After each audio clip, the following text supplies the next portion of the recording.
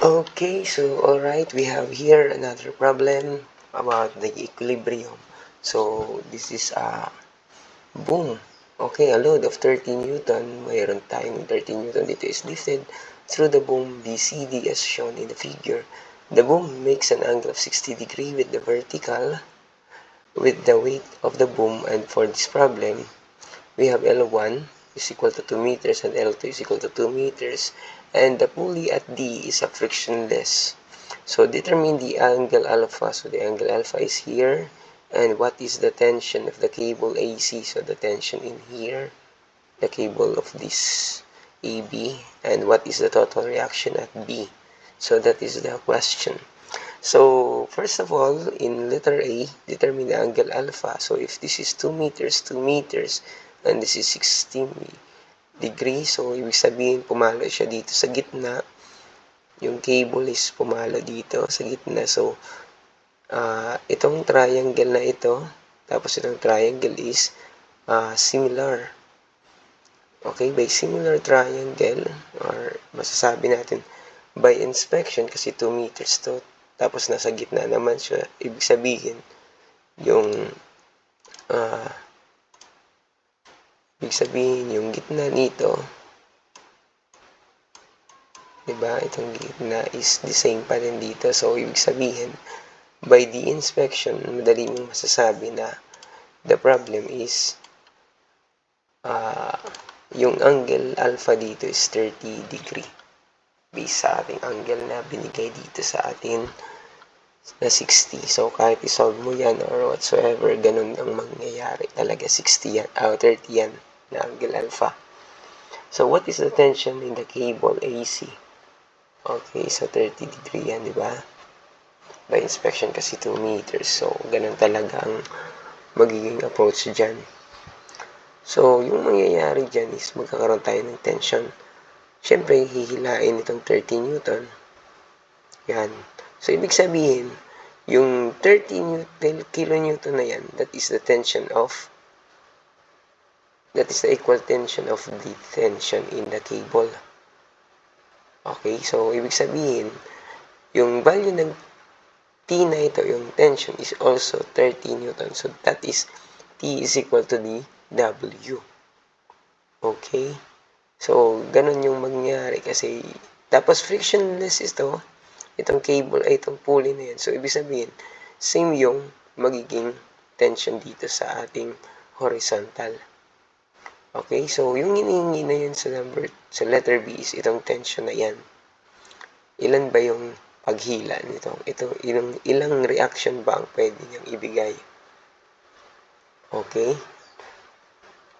So, mayroon tayong reaction din sa B, By and Bx.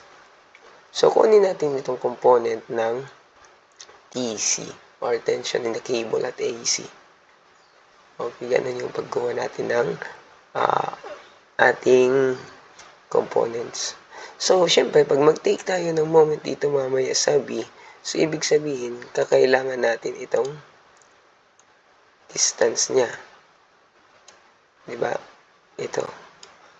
Tapos, ito din, actually, hindi na kailangan kasi meron tayong sa taas na 2 meters.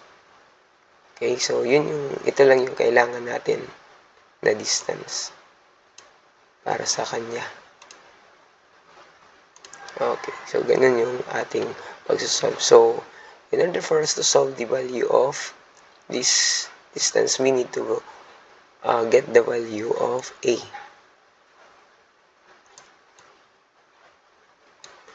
Para makuha muna natin itong value, kailangan natin itong triangle. Kailangan kasi natin isolve muna itong D. Okay, so, by this triangle, sin A, or sin 60, is equal to 2 kasi 2 meters opposite over alpha. Okay. Kuha tayo ng A.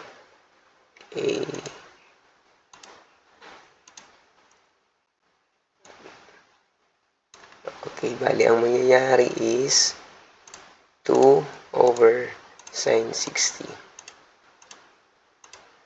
That is 4 the square root of 3 over 3. Okay. So, 4 the square root of 3 over 3, yun yung ating magiging sagot sa letter A. So, ibig sabihin itong hypotenuse na yan. Okay, how about for D? Yung D natin, that is also equal to A. Kasi by similar. So, ang mangyayari kasi dyan is, is 60 din ito eh. 60 yan, 60. So, nagkaroon tayo ng equiangular. So, ibig sabihin, itong distance na ito is also equal sa distance dito. And also equal itong distance na yan. So, ganun yung mangyayari sa kanya. Kasi 60 degree. Okay, tapos, okay, ganun yung magiging natin.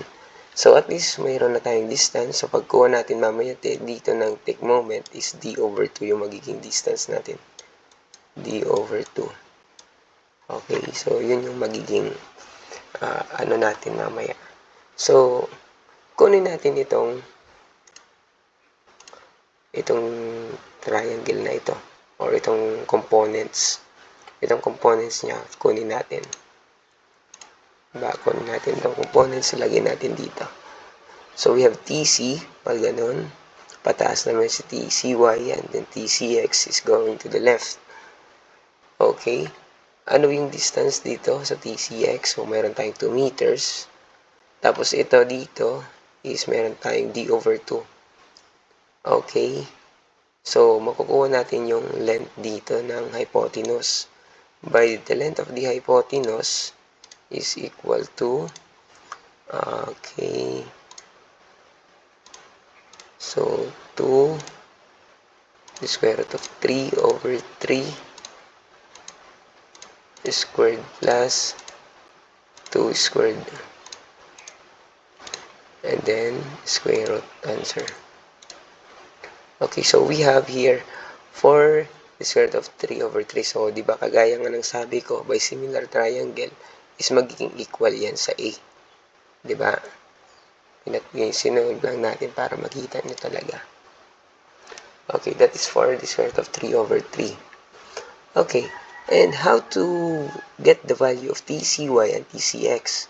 So, by similar triangle, masasabi natin na by ratio and proportion itong triangle, ganito yung pag-ratio and proportion by similar triangle. TC, tapos yung distance ni TC, tapos is equal to TCX, itong distance. Tapos itong distance niya over, and then TCY naman is. So, batagin nyo lang muna itong isa. Ito lang muna. Tapos sunod naman is ito, at saka ito. Para makuha mo yung value ni TCX, tas ni TCY in terms of TC. Okay, so si TCX is equal to the square root of 3 over 2 TC. So, ganito yun.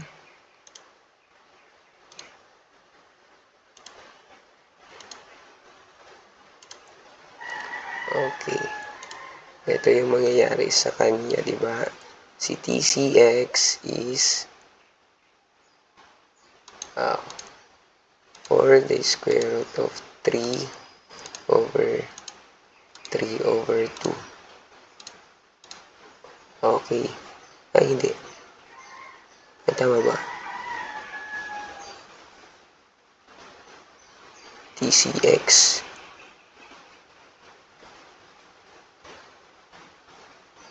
Okay, hindi. TCX, baliktad. Dapat pala si 2 pupunta doon sa taas. Okay, kaya pala mali. Sorry. Okay, so dapat 2 over 4 the square root of 3 over 3. Yun. Okay na. So, ganun siya. And then, si TCY is 1/2 of TC kasi ganito naman siya. Si TCY naman is TCY is pupunta doon to square root of 3 over 3 over 4 the square root of 3 over 3. Okay, so 1 half TC. Okay? So, ganun yung pagsasolve natin sa TCY. So, at least in terms of in terms of TC na tayo. Okay? So, next. So, nasolve na natin kanina yung D. Si D is ito. Tapos, si TCX is ito.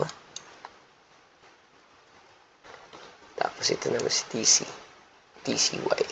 So, take natin summation of moment at B. So, summation of moment at B is ganito yung rotation natin.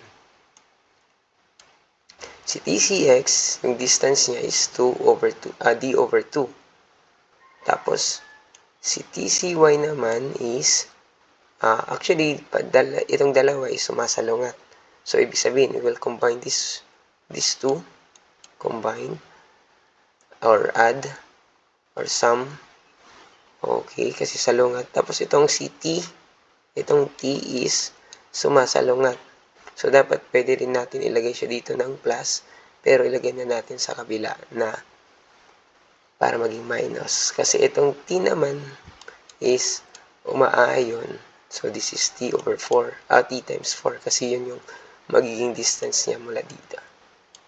Tapos, si T naman na isa yung sa taas is D, yung distance niya. Okay, substitute the value. Si TCX, yung value ni TCX is ito, di ba?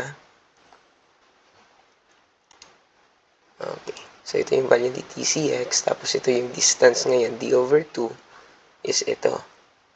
Tapos si TCY naman, ito yung value niya. So tapos distance niya is 2. And then si T times 4. So sabi natin that the T is equal to the weight. So 30 times 4 minus T times yung D natin is ito yung value ng D. Okay, nakuha nyo. Okay, so we'll combine the two. Ito diba? Yung may TC. So, the square root of 3 over 2 multiplied by 2 the square root of 3 over 3. Hayaan na natin si TC yan. Wala na yan. No, actually, 1 na to. Plus 1 kasi magka-cancel out. So, ito, cancel na yan. So, matitira yung 1. So, that is 2. 2 magiging 2 yan. Tapos, ito naman is 30 times 4 minus 30 times 4 the square root of 3 over 3. So, ginamit ko lang dito mga radicals instead of decimals kasi para halos accurate yung datos natin. So, we have 50,718. Okay. Okay, 2 TC. Yun. So, we have the value of TC, 25.359. Okay. So, ganun yung pagsasolve natin dito sa ating TC. So, that is our answer for letter B. So, I hope na nakuha nyo or nasundan nyo itong problem dito sa letter B. How about for the total reaction at B? Okay, so total reaction at B, kunin na lang natin yung components. Para ang gawin natin is mag-summation of forces na lang tayo. Summation of forces. Okay, that is the value of TCX and then the TCY. Okay. Take natin is summation of forces along Y. So, ito na lang yung magiging mga pwersa natin. So, we have BY and then T minus TCY. Okay, in-arrange ko na siya para madali natin masagutan yung BY. So, 30 minus the value of TCY is equal to 17.32. So, yun yung magiging sagot natin. And then, summation of forces along X, we have BX, itong BX, and then TCX is, tapos itong itong T. Okay, so BX is along, tapos TCX, and then combine. So, we have 30 plus 21 point. So, we have 51.962. And for the value of the total reaction at B, we have the RB of the total reaction at B, the square root of bx squared plus by squared. So we have the value of 54.772. And that is our final answer for this problem. So ganito lang yung atake natin, ano? Okay, so I hope na may natutunan kayo dito sa ating problem.